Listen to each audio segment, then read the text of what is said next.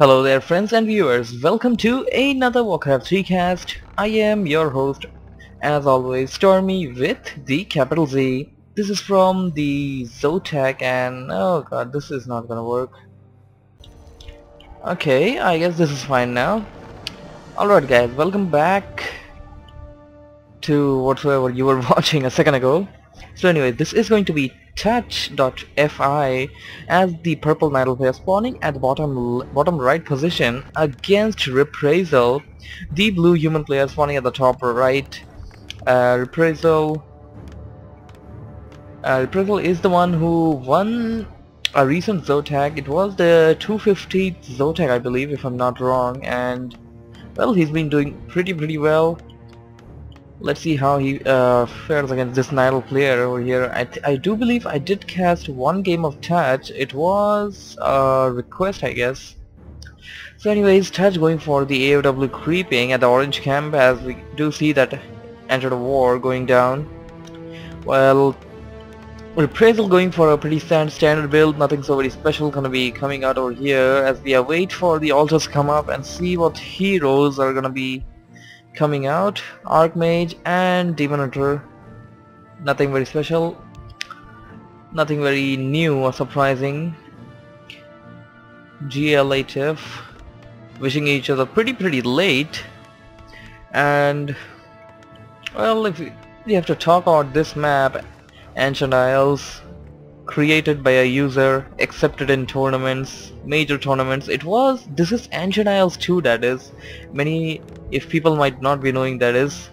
And the Ancient Isle 1 was a little different. This is the modified map which was accepted, well, you may say universally accepted by players, with all the similar creep camps and stuff. So anyways, Touch has began creeping over here. Will be interesting to see what item he gets at the start of the game. No sign from the human player, obviously, because his hero is not out yet. There he comes. Here comes the scout Wisp. Wisp gonna be pulling a few soldiers, and that's no good sign. Reprisal quickly pulling them back, and he's gonna start away the creeping over here. He will be able to creep this camp relatively quickly. Now, to talk about this map once again, this map has those little sentry wards, I do believe, with the Gnoll Overseer, and yes, just like Turtle Rock, they are very essential to get. And the Nidal player got a Gloves of Haste with as the first item from the creep. Pretty good. It's gonna be helping him get the extra speed in the start of the game. Gonna get after that Elemental. He might want to take it out, but he chose to go back as, well, you know, it probably might just time out and result in just getting your hero to lower hit points rather. Not gonna be battling it out very much. Human player looking in a pretty good position. Nidal player retreating back, and there's a little extra experience there on the Nidal player's hero, that is. While the human player went for some harassment, which I believe was just some scout running around, but it was not a scout, it was a footman which was trying to harass away the Wisp, and it still is. Touch forced to make the moonwells over here just because that thing was harassing, and he is still on the harassment. Oh my, this is not good for the Nidal player at all. Nidal player falling out of options right now, has almost nothing to defend with over here. The Demon Hunter is the only thing that can do well. Hunter's Hall being dropped, and that thing is going to go down, has to be cancelled. This might want to detonate. Yes, it did. And why is it heading out? It went up to the hero. Oh no, went up to the footman, that is. And one Wisp down. Oh, just because of a matter of a second over there. And another one detonated. The third one is probably gonna go down. Level 2 was hit by the Archmage a second ago, using now getting the Wisp inside the Moonwell, and the Nidal player is in a really bad position right now. More and more human units are just gonna come by.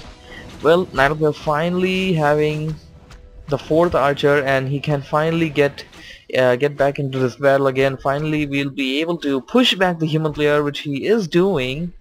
The human player's Archmage almost out of mana. Well, he pretty much is actually. Mana burned, and the first knight, Boost of Speed. Boost of Speed has been picked up by the human player, and it's gonna be a pointless chase for the Nidal player if you plan to follow it. So he just turned direction, but here comes the human player for some reason. I guess he's just gonna scout around, or he might just want to go back to the base and harass a little more, although he can't really do very much alone. He's out of mana and that whisk can just detonate away, but well, a kill or a detonate, it is a 1- for the Nidal player, so pretty good I guess for the human player on that if you see it from that perspective, that is.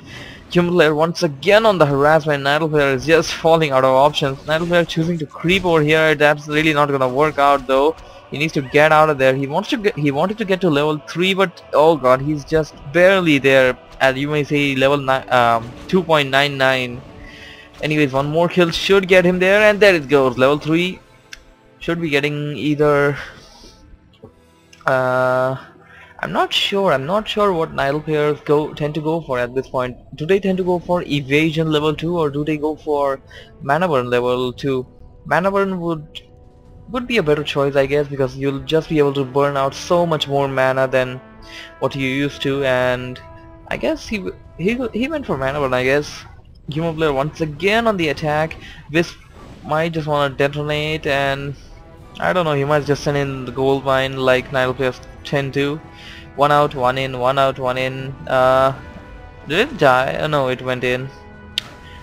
And here comes the DH. DH gonna be burning out all the mana, chasing the human player's Archmage out. Archmage gonna be escaping, no problemo. And here comes the Ancient War, that is. Lord's coming up. Lord's gonna be pumping out those Dryads and them Bears, which are going to be the standard staple unit for the Nidal player. And that Wisp might just go down there with that Elemental by just barraging it there. Gonna go inside the gold mine probably, or just stay behind. Human player is just harassing him constantly. Nidal player is just not being let 1 second over there to leave his base at this point, because human player is just keeping up the pressure. I mean, Reprisal is just doing this a little too aggressively. I mean, Nidal players are the ones who do this usually. They don't let you creep, and yes, that was indeed mana burn level 2. Nidal players are the one who tend to harass and just tend to just not let you creep peacefully and all that, but the human player, it's like opposite over here. The human player is doing that. Anyways, the Nidal player might just want to buy the boost of speed soon enough, because he doesn't wanna not be able to catch the Archmage like this, because that's one crucial thing. You will be able to get it to low hit points, but you won't be able to kill it, and all the time that you spend like just right clicking it and just trying to surround it or whatsoever you wanna do, it will be pretty useless if you're not able to kill it. Oh, human player going rifle casters. That's a little not good of me. I'm not going back to the human base to see what the hell the human player was doing. Here come all of them riflemen with the militia. He is indeed going for a tower edge, or he just called them out for some extra backup in front of his base. He's gonna pick up the pieces, kill the gnolls, while those riflemen are gonna deal some heavy amount of damage. They do have +1 on the attack, and a Naga Siege being picked up from the tavern. Nidal player is in a really bad position right now. Nidal player might want to get a second hero. Second hero from the altar is rarely chosen by the Nidal players. That's why hence he might want to go for the tavern. He needs a panda, or well, pretty much a panda I guess. I don't really know if they would want to go for something else. Panda is always useful in this kind of a situation, but right now these riflemen are gonna deal some massive damage. I just don't see touch coming out of this right now. Reprisal is just doing so well over here, just staying one step ahead of touch, and he's gonna go after the Ancient War. Ancient is gonna go down undoubtedly. Here comes a militiaman. They're gonna plant in those towers. I don't think he picked up ivory towers. No, he did not. Passed away the gloves and the boost to the Naga Siege, obviously, just to get the extra speed, just to get that cold arrow pierced into that Demon Hunter. Demon Hunter is just falling out of options. Another player will have to GG in a few seconds indeed. I don't see him coming out of this unless and until the human player allows him to do that. That is, unless and until a human player like gives him some sort of an opportunity to come out of this. I don't see the Nile player coming out right now because he is out of everything and he's producing Dryads. Dryads are not going to work in this situation, not against Riflemen. They will never work against like a Rifleman because of that piercing attack. Touch will be forced to GG any second now. So anyways, I guess he would do better in game number 2. And more of these archers dying. Those wisps are just easy food for them right now, with a number of them, and they're just basically just one-shotting away the wisps. Oh no, this is humiliating. If this demon hunter dies to these peasants, it'll be humiliating. Humiliation. Nah, he's not gonna be humiliated that easily. He's running away, but there goes the GG. Doesn't want to be humiliated, I guess. So anyways, thank you for watching, thank you for listening. Stay tuned for game 2.